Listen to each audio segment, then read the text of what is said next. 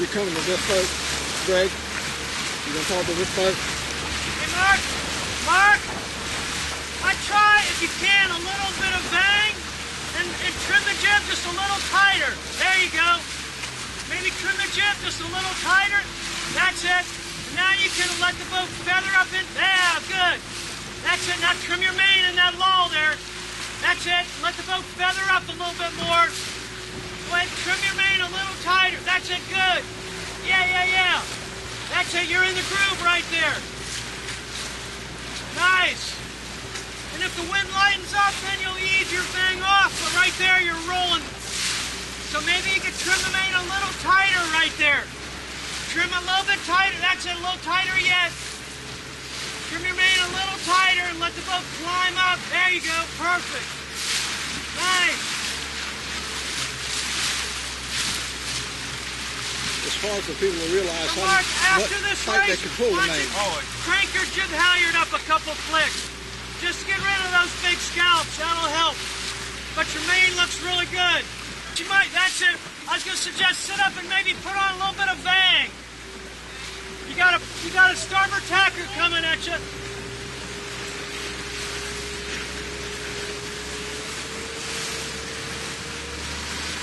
There you go.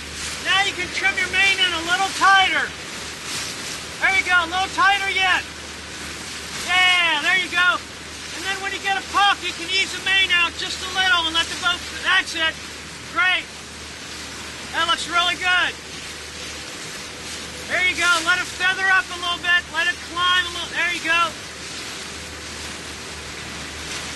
Beautiful. That's a nice trim there. That looks way good. Way better. Now when it lightens up, you can trim a little bit tighter on the. Wow, look at that mark round him. 5691 with a moment there. Yeah.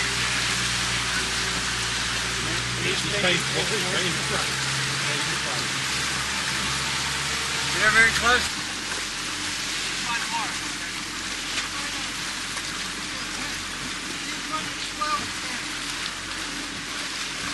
Good. On my man. Right up behind you. Come up just a hair. Yeah. Lots of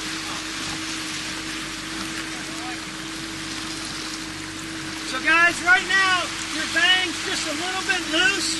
Maybe just tighten it a little bit. That's it, perfect. That's the way to do it. And then because your skipper's standing in the back of the boat, you keep your weight forward just the way you're doing it, and the way you're calling puffs is really good. Actually, you guys look good right there. How about we... Weight centered. So that is actually, this is good to talk about that. Their weight is centered. He's forward.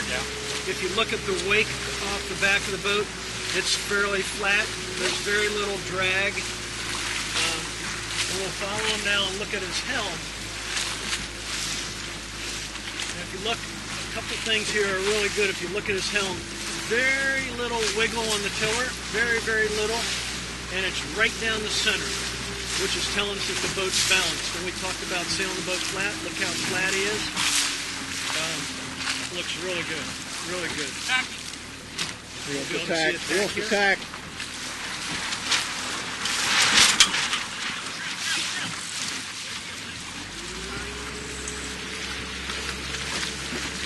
That was a nice tack. The only thing I might suggest to Sean to try is using the main to turn the boat rather than the tiller. But that was good. Because what we saw there was good. It was nice and slow. Yeah. Hey, Sean, do you mind if we suggest trying to use your main a little bit more to make the boat turn instead of using the helm? Because we got a video of you that time, and maybe one where you're trimming the main and letting the boat carve up just to see how it looks. Let him do another one. Seems like you got some room to play here a little bit. You're going to ask him to do another one? Maybe back off a little bit, main, and then so he's going into attack. The main's trimmed in tight. Beautiful. Nice, smooth, slow. He eased the main out. And you can see the boat turn a little bit slower. Well, we're watching Wendell here going upwind, and he looks really darn good. He got his jib halyard a little tighter. He's sitting forward. The boat's flat. Outhaul's nice and tight. Now, lightened up a little bit, he might be able to ease off on the Cunningham, because we don't see any wrinkles at all. But I think, and maybe ease off the Vang a little bit, but it's okay for right now. Here's a puff coming, so we'll see how he does when this puff hits. Right there. Ooh, that was nice. Ease the main a little bit. That's good. Hey, Wendell, you guys look good. Your weight placement's perfect. Only thing might be is a little more weather sheet on the jib. And remember, when the breeze goes up and down, you might want to ease the Vang off and ease the Cunningham off, and then pull it back on. Obviously, you're going well, but I bet you a little bit more weather sheet will let the boat point even a little bit higher.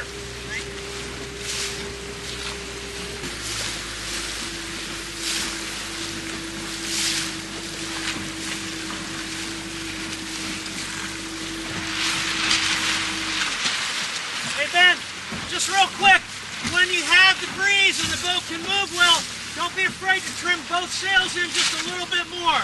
Okay. But like back in here. I'm really bad about surfing, so... We'll watch you again. And then when you're tacking, try using your main to turn the boat. You know what I mean? Okay. Next time. No problem. Has he got Vang on? Yeah, that's what I was gonna... Hey guys, can I make a suggestion? Maybe ease your Vang off a little bit now that you're going downwind to let the top of the leech open up a little bit. There you go. Now you can see the top telltale's trying to fly every once in a while. There you go. Maybe ease the weather sheet off on the jib and ease your jib out to open up that slot.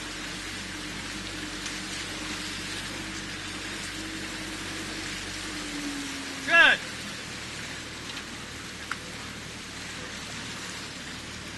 You guys look good right now with your pole height, but a good guide is for that center seam on the spinnaker from the head down to the bottom be parallel to the mast. So if anything, maybe your pole's a little high, but it looks pretty good right now. Well, that looks good. Now their center seam was just parallel to the mast, and you can kind of get an idea their pole's a little lower, and their telltale is flowing pretty much straight off the leech. Let's go into another sequence as soon as we get everybody finished. Ready when you are. Ed. Well, I just got it. Hey guys, did that feel better with the Vang and trimming harder? Yeah. Good. Center seam. Oh, actually, if we do 80 up in front, 4282, that's a perfect shot of the center seam almost parallel to the mast. Yep. And then we'll get Dave here. 517, one's retiring. Thank you very much. He's won all he can. So if the pole was a little bit too high, the center seam would cock up to weather. Yep. If the wind, or if the wind lightened up and the pole was too high, that would be the thing you'd see. If the breeze came up a little bit more, and the center seam was angled in to raise the pole a little bit.